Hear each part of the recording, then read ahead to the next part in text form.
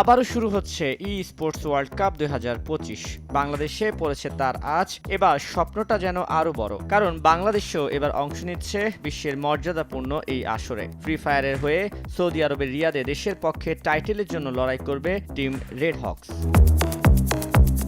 7 জুলাই শুরু হয়ে এবারে আসর চলবে 21 আগস্ট পর্যন্ত। 24টি টাইটেলের জন্য বিশ্বের 100টি দেশে প্রায় 2000 ই স্পোর্টস প্লেয়ার লড়াই করবে $70 মিলিয়ন পুরস্কারের আশায়। আসরে বড় চমক ক্রিশ্চিয়ানো রোনাল্ডো, এই বিশ্ব তারকা ই স্পোর্টস ওয়ার্ল্ড কাপের গ্লোবাল অ্যাম্বাসেডর। সম্প্রতি দেশে অনুষ্ঠিত হয়েছে ফ্রি ফায়ার টুর্নামেন্ট FFBCর ফাইনাল, যেখানে প্রাইজ পুল ছিল 60 লাখ টাকা। চ্যাম্পিয়ন্স টিম রেড হকস জিতেছে এবারে টাইটেল, সঙ্গে জিতে নিয়েছে বাংলাদেশের হয়ে সরাসরি ই স্পোর্টস ওয়ার্ল্ড কাপে অংশ নেবার সুযোগ।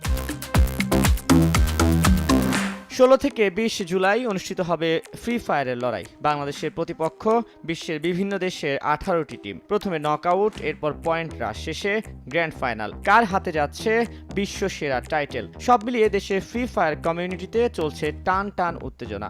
কি করবে রেড হকস? দেশের জন্য পারবে কি টাইটেল জিতে আনতে? প্রশ্ন ঘুরপাক খাচ্ছে ই স্পোর্টস লাভারদের মনে। তানভীর হাসান, সময় সংবাদ, ঢাকা।